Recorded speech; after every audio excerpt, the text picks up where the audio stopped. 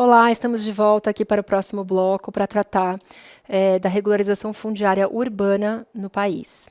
Então, eu vou colocar aqui, primeiramente, a evolução legislativa dessa matéria, tá? Então, como eu expliquei, até 2009, nós tínhamos leis esparsas que previam alguns mecanismos de reconhecimento de posse ou até a ação de uso capião, que era muito individualizada.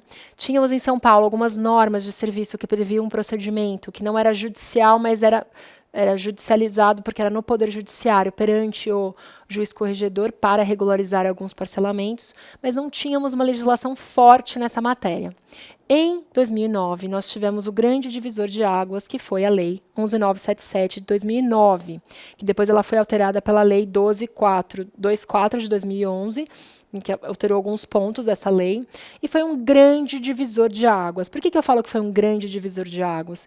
Porque a gente consegue ver, inclusive nas estatísticas, né, no estado de São Paulo a gente tem a Arisp com estatísticas de regularização fundiária, que muita regularização fundiária foi feita sobre a égide dessa lei. Tá?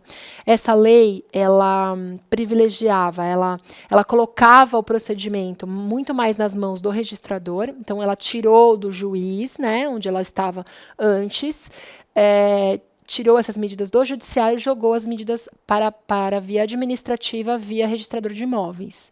Então a lei ela dava poderes, né, para presidir o processo muito mais ao registrador. E muita regularização foi feita, né, nessa lei.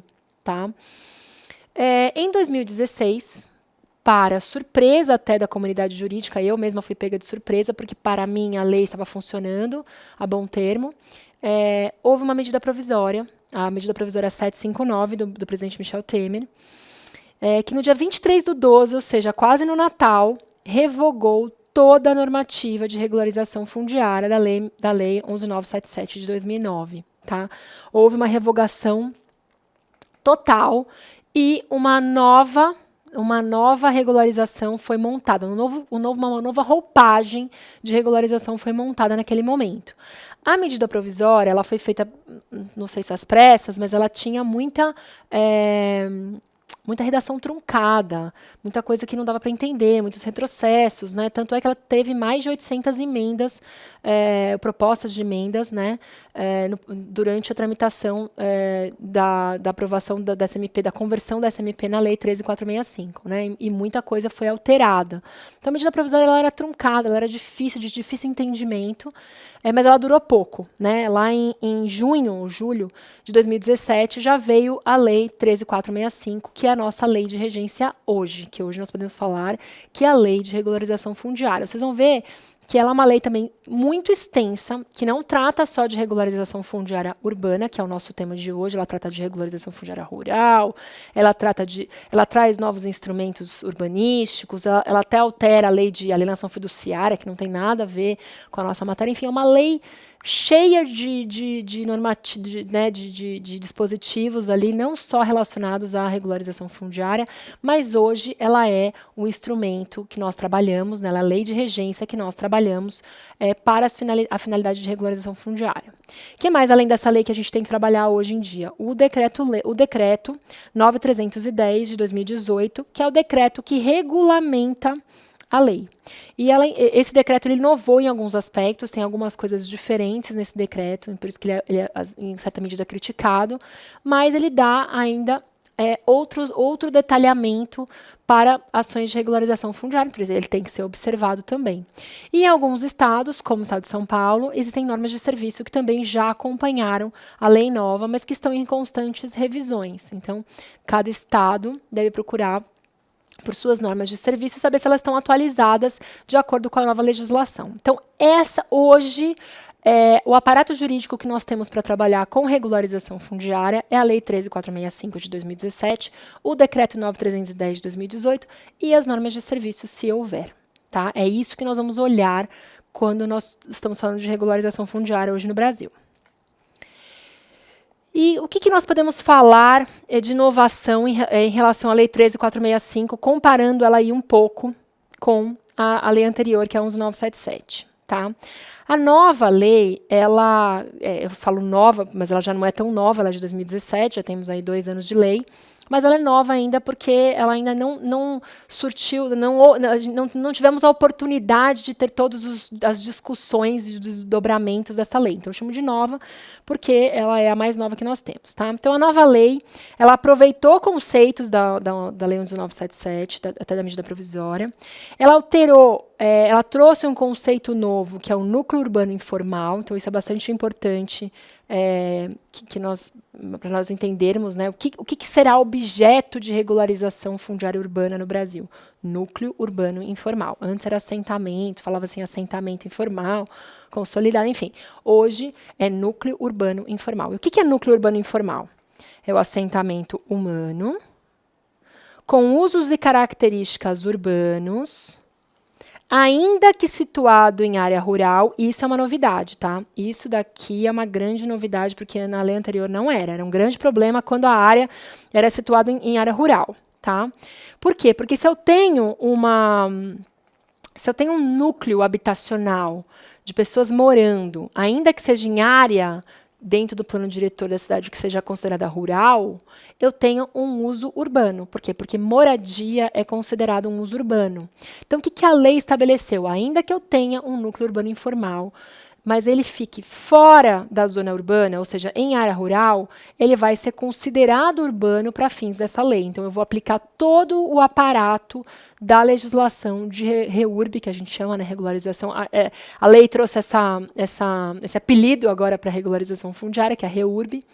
Nós aplicamos todo o aparato da REURB também para assentamentos na zona rural. O que mais? Se eles tiverem, né, usos e características urbanos, que é fins habitacionais. É admitido uso comercial, mas a gente vai ver que é o seguinte, não é exclusivo comercial, tá? Nós admitimos o que nós chamamos de uso misto. Não dá para a gente admitir hoje uma regularização fundiária de um prédio comercial, por exemplo.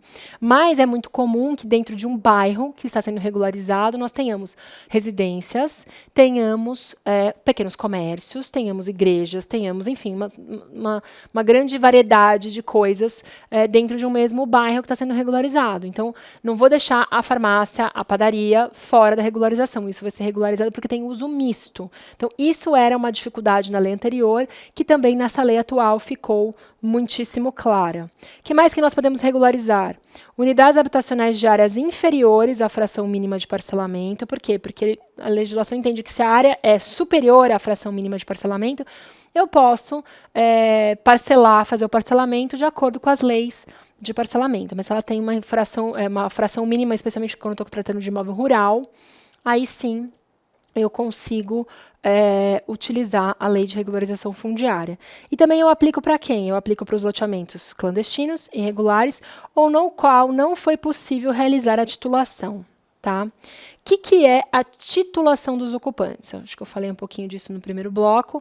A titulação é o seguinte, não basta eu dividir o solo. Então, né, isso era bem claro na Lei 11.977, e é um pouco diferente agora na Lei 13.465, que é o seguinte, antes eu tinha claramente duas fases da regularização. Eu tinha a primeira fase destinada a dividir o solo, né, então fazer o parcelamento do solo, abrir as matrículas dos lotes, por exemplo, ou das unidades autônomas. E aí, num segundo momento, eu ia pensar em titulação. O que é titulação? É colocar como proprietário aquela pessoa que está lá na matrícula do imóvel. Então, uma coisa é eu ter a matrícula do imóvel para aquela unidade específica, para aquele lote, para aquela sala, para aquela residência, apartamento, enfim. Outra coisa é eu ter uma pessoa titulada, ou seja, o João, que está lá, que comprou, que tem um contrato de gaveta, que tem, enfim, direitos, que está, né, utilizando, ser o proprietário tabular, que nós chamamos, que é o proprietário que consta da matrícula. Então, isso é titulação. Então, eu posso utilizar esta lei de regularização fundiária nova para os casos de loteamento clandestino ou irregular, que é aquele que não tem nada, que não tem projeto nenhum, que foi ocupado de maneira totalmente clandestina, ou aquele que até tem algumas aprovações, mas ele não foi executado da maneira como a legislação previa. E também para aqueles que foram executados, que eu tenho matrícula, mas eu não tenho titulação. Então, para quais casos isso aqui é bem emblemático? Para os casos, por exemplo, em que eu fiz uma regularização fundiária na lei anterior, mas eu não titulei.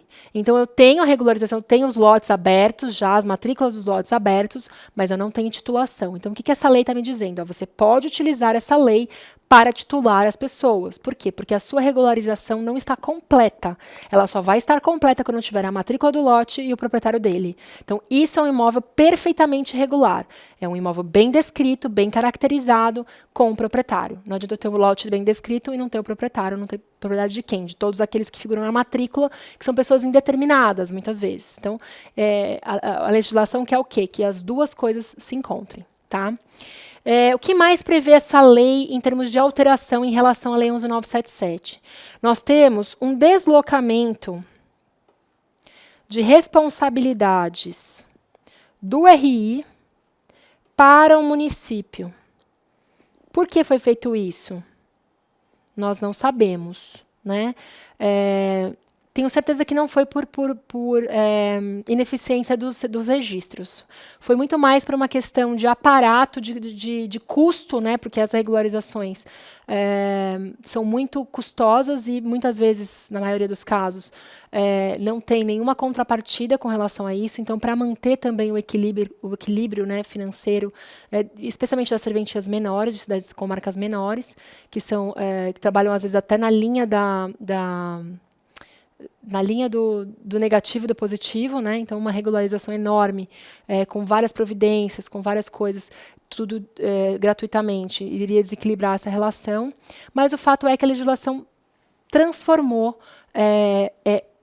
migrou muito mais responsabilidades do registro de imóveis para o município. Então, antes o registro de imóveis presidia, o procedimento começava no registro de imóveis, o registrador era quem presidia o procedimento, fazia todas as providências de notificações, enfim, colhia as aprovações da prefeitura, como faz no loteamento normal, mas fazia muito mais, tinha um papel muito mais atuante.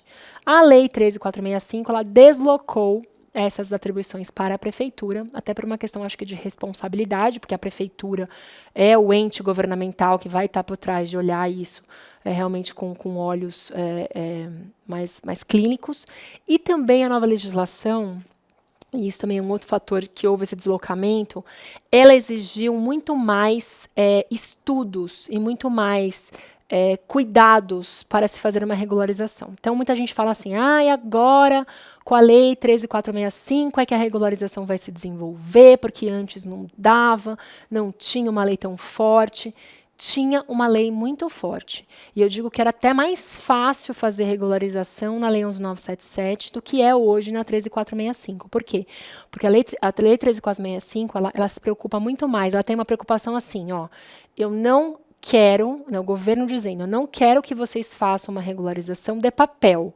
O que é regularização de papel? É uma regularização que eu tenho uma planta, um memorial, uma aprovação da prefeitura, levo isso para o registro de imóveis, faço uma regularização. E não houve nenhuma mudança de infraestrutura no local, não houve estudos, no máximo houve algum estudo ambiental, se tivesse algum potencial ali, porque muitas vezes não tem potencial de risco ambiental, não está perto de curso d'água, não tem nenhuma zona de mata, não tem APP, não tem nada no local, não tem nenhum risco ambiental. E aí essas regularizações eram feitas meio que de papel mesmo, né? Uma planta memorial, aprovação da prefeitura, os documentos que a lei mandava, registro de imóveis notificava quando era necessário, e aí se fazia regularização. A lei nova não quer isso. A lei nova quer que o município olhe para o parcelamento e veja, existem obras necessárias para melhorar as condições?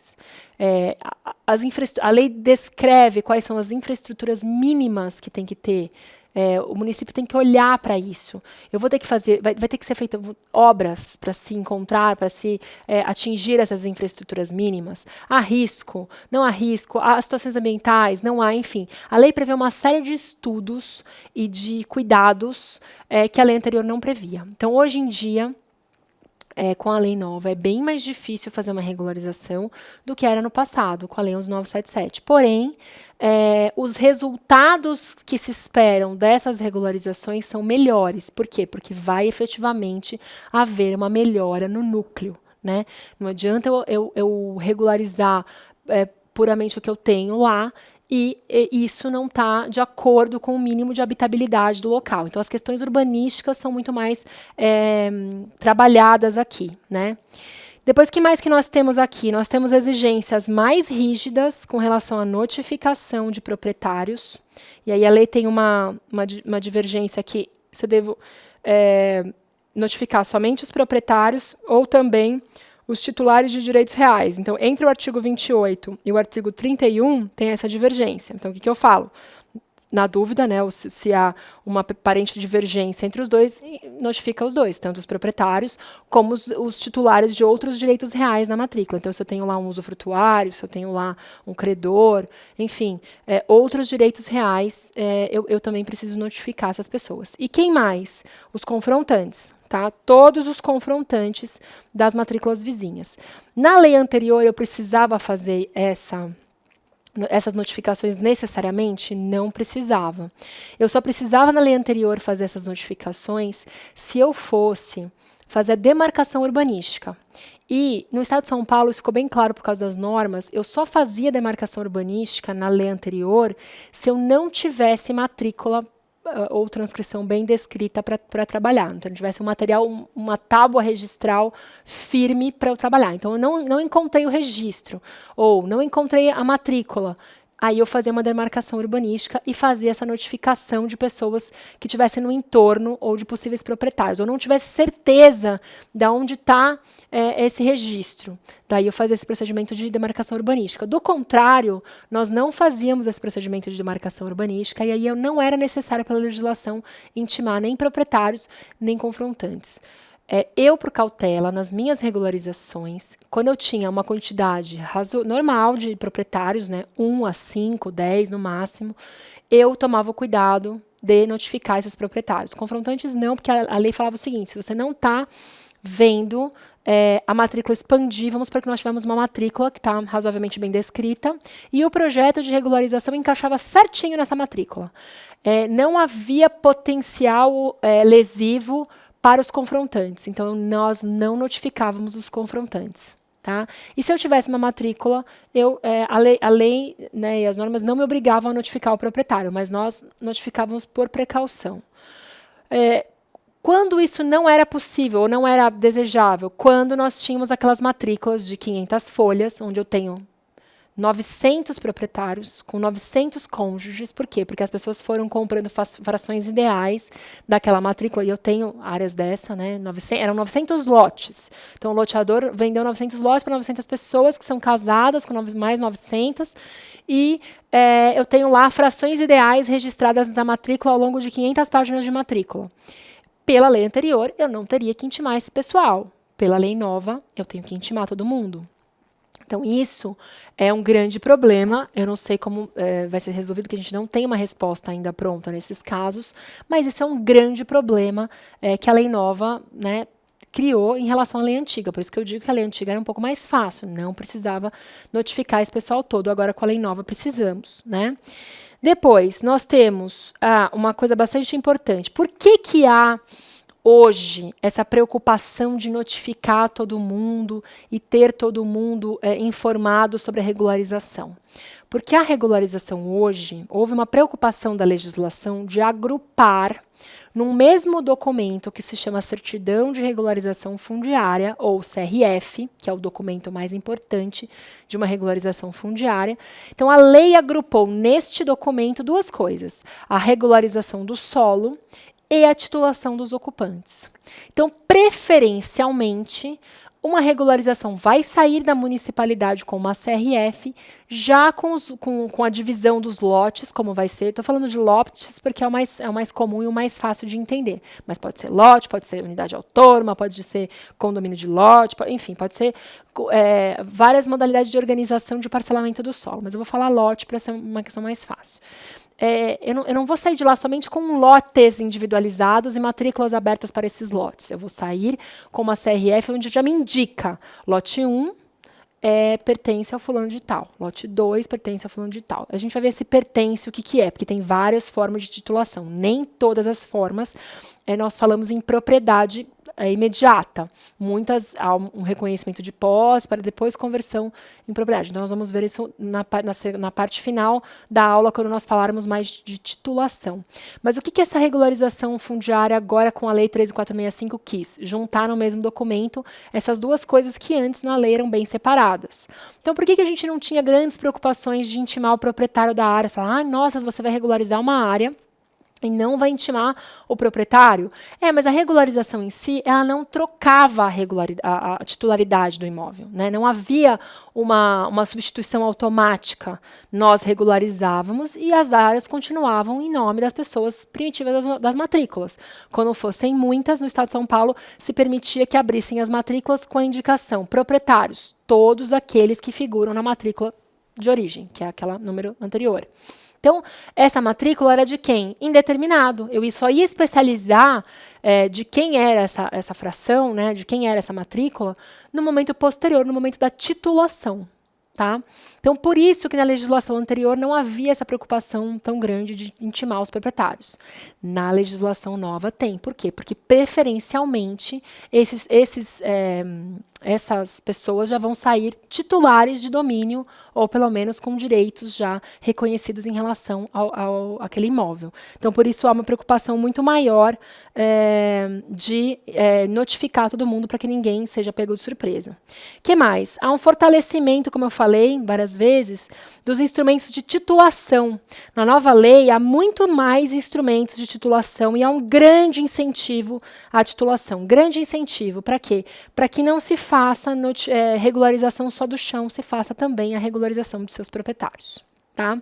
Qual que é o conceito de REURB, então, na lei nova, artigo 9º?